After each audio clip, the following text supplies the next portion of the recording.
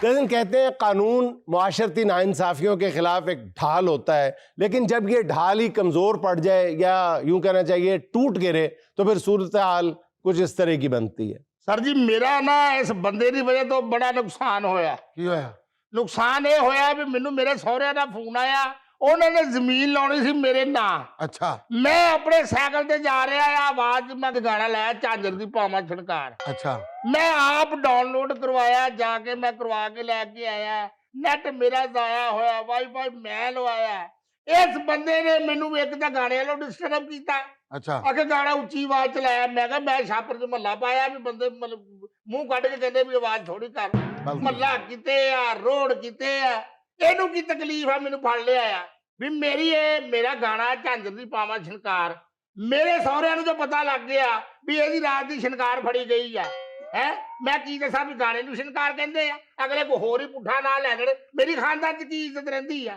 सही बात है, आपकी बात भी सुटन वाली है। एक बंदे ਨੂੰ मैं कहा, मैं कहा मेरी छनकार फड़ी है, कहना किन्ने साल दी सी? लै हुण मैं की दसा किन्ने साल दी सी? तुम्हें क्या प्रॉब्लम तुम्हें? सर इस स्टूपिस्ट ने ना भला क्या किया है? हाँ। साइकिल पे ऊंची आवाज मिल गए, झांझर की पाँव छनकार। झांझर की नहीं, झांझर की पावा छनकार। सर मैं उर्दू में कह रहा हूँ, उर्दू में ये है ही नहीं है तो पंजाबी मुझे नहीं आती। तो फिर केस क्यों करवाने आए हो? दूसरों का केस भी खराब कर रहे हो। कैसा सूटकेस किस्म का आदमी है? सर ये देख ले मेरे साथ इरिटेशन कर रही है, बदतमीजी। सर जी देखिए मेरा दिमाग खराब हो रहा है, एक तो मेरी शौहर की वजह से और दूसरा इसकी अंग्रेजी की वजह से। और हजूर इनू रखना ही नहीं चाहिए हैगा। हाँ जी। 35 मुलाजमां दी रोटी कल्ला खा जाता है। ਅਸੀਂ ਕਿਹੜਾ ਇਹਨੂੰ मुस्तकिल रखा है, हुणे ही आया। आप बताइए आपका क्या प्रॉब्लम है? मैं बताती हूँ, मेरी बात तो सुनो। मैडम किसी और की भी बात करने दे आप। देखिए मेरा केस सबसे बड़ा है। मेरा शौहर बेल्जियम में बैठा हुआ, 3 दिन से उसने मेरा फोन नहीं उठाया। उसकी ये जुर्रत कि वो मेरा फोन ना उठाए। मैट्रिक फेल वो है, मैं तो मान ही नहीं थी रही। पता ही नहीं बेड़ा हर को रिश्ता करवाने वाली का, और मेरे बाप का दिमाग घूम गया था जो मैंने हाँ बोल दी। मेरी बात सुने, यहाँ से किसी भी मुलाजिम को भेजे, ASI को, इंटरपोल भेजे, उसको वहां पे अरेस्ट करे, बेल्जियम में मेरा फोन उठाए। सर जी लवाओ मेरा वीजा, मैनू भेजो, मैं फड़ के ले आवांगा। एक काम शेर दिली बस कर सकदा जी। बड़ा बड़ा टास्क लिया तू थे, जैसा केस वैसा सफाई। सर इनका केस तो बहुत दूर का है, मेरा केस तो नजदीक का है। पहले करीब करीब वाली तो बात सुन ले। हद हो गई अभी असि छाते खलो के सुनाउं डे। SHO साहब आप कामी को नहीं जानते। और भाईजान कम से कम आपको 6 घंटे हो गए बैठे हो, सिर्फ यही कह रहे हैं कि कामी को नहीं जानते। ना आप अपना केस बता रहे हैं, ना आप हमें ये बता रहे हैं कि आपका मुद्दा क्या है। इंस्पेक्टर या अल्लाह मेरी तो मुद्दा बता दिया ना। हाँ। तो टांगे कांपना शुरू हो जाएंगी, थाना बंद करवा दूंगा, यहाँ पे छिपकलियां चलना बंद हो जाएंगी। अच्छा जी। ताले लग जाएंगे, ताले, बोलतियां बंद हो जाएंगी तुम लोगों की। भाई बताओ तो सही तुम्हारा केस क्या है? केस छोड़ो, पहले ये पूछो कि मैं कौन हूं। तू कौन है? कामी का ही नहीं पता आपको? कामी की नकलें उतार रहे हो? तो फिर जाओ जाके कामी को ले आओ। ओ बीबी बीबी, मैं कामी हूँ। मैं कामी नहीं हो, अपने माँ बाप की नाकामी हो। बीबी आपको क्या प्रॉब्लम है? मैट्रिक फेल, मेरा फोन नहीं उठा रहा और आप मुझसे प्रॉब्लम पूछ रहे हैं। मेरी तो हर बात का ताल्लुक मैट्रिक फेल। ओ हजूर मेरी जमीन दा मसला आया, ओनू छितर मारो ताकि मेरे सीने 'ਚ ठंड पवे। दूसरी गल है मेरे सहुरे ਨੂੰ फोन कर दियो, उनको शिफा इस वास्ते लेट हो गया सी कि आज मैं दावत की सी इत्थे।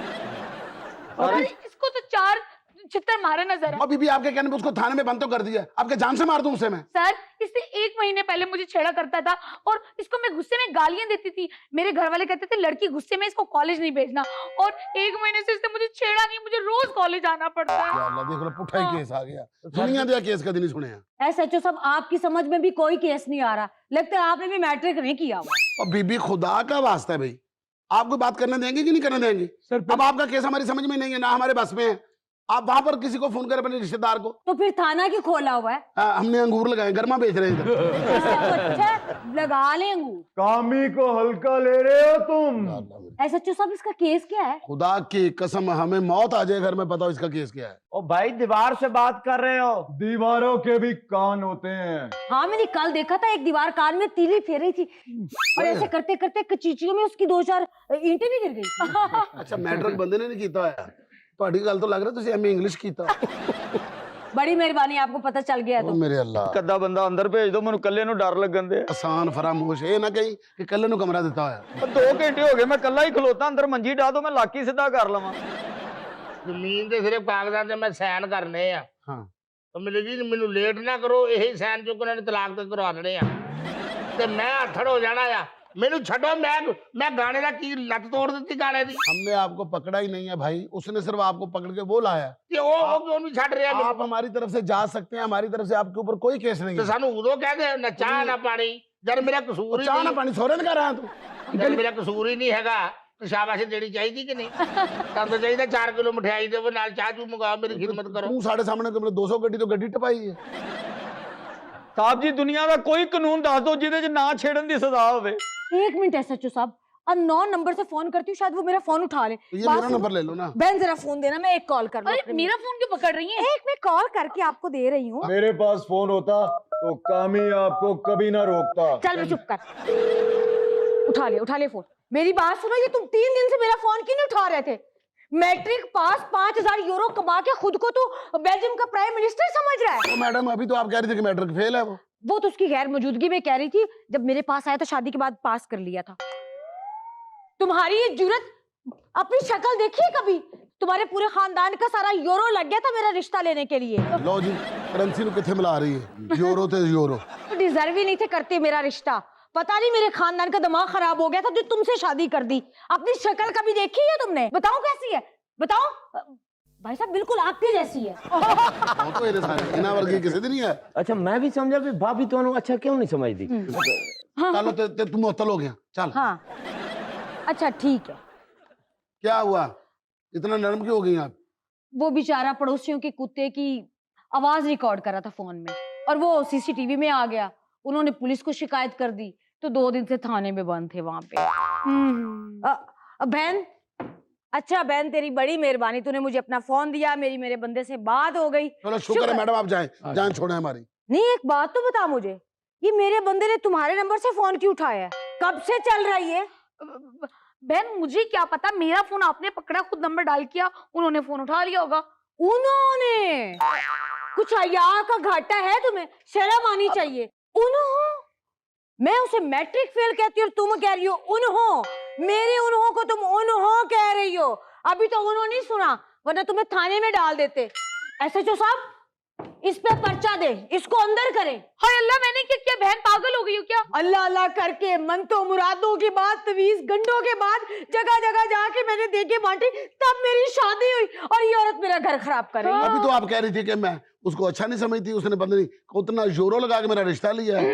ये आप यहाँ पे केस सॉल्व करने के लिए बैठे या दूसरों की बातों में से कीड़े निकालने के लिए बैठे? आप SHO ये मेरी सास लगे हुए हैं। बहन मैंने लगता है तेरा बंदा काफी देर दा बाहर गया, तेरा दिमाग खराब हो गया, बह जाए। ਇਹ ਸਾਰਾ ਕੇਸ ਇਹਨਾਂ ਦਾ ਹੀ ਉਹ ਸੋਲਵ ਹਜ਼ੂਰ ਮੈਨੂੰ ਦੱਸੋ, ਅੰਦਰ ਮੰਜਾ ਹੈਗਾ, ਮੈਂ ਲੱਗ ਸਿੱਧਾ ਕਰ ਲਵਾਂ? ਇੱਥੇ ਫੁੱਫੀ ਦੇ ਘਰ ਆਇਆ ਹੋਇਆ। नहीं मेरी गल सुन, मैं तो तेन अंदर कर देता। 4 दिन बाद तू अपने घर जाके अपनी बीवी को दसेगा मेरे ते केस की पिया सी झांझर दी पावां छनकार। किसी दे कतल दा केस पिया, किसी दे डकैती दा पिया, ते काहदा केस पिया जी? छनकार दा। बड़े बड़े छनकार गुजरे ने दुनिया के स्टेज के उत्ते, लेकिन तेरे वर्गा छनकार नहीं आया। लोकी कहणगे साडे घर की कचनार गोश पकिया, ਇਹਦੇ घर कहणगे छनकार गोश पकिया। ਉਹ ਤੈਨੂੰ ਝਾਂਜਰ ਪੂਰੀ ਵੀ ਨਹੀਂ ਆਉਣੀ, ਤੂੰ ਮੱਝਾਂ ਵਾਲਾ ਸੰਗਲ ਪਾ। ਅਜੇ ਮੈਨੂੰ ਤੇ ਕਹੀ ਤੇਰੇ ਜਾਣ ਡਏ ਆ, ਉਹਨੂੰ ਪਾਗਲ ਨੂੰ ਜਿਹੜਾ ਮੈਨੂੰ ਲੈ ਕੇ ਆਇਆ ਹੈ, ਉਹਨੂੰ ਪੁੱਛੋ। ਤੁਹਾਨੂੰ ਕੀ ਲੋੜ ਹੈ ਸਾਈਕਲ ਤੇ ਟੱਕ ਰੱਖਣ ਦੀ? ਆਪਣੇ ਕੰਨ ਦੇ ਵਿੱਚ USB ਲਾ, ਆਪਣੇ ਨੱਕ ਦੇ ਵਿੱਚੋਂ ਗਾਣੇ ਸੁਣੀ ਜਾ।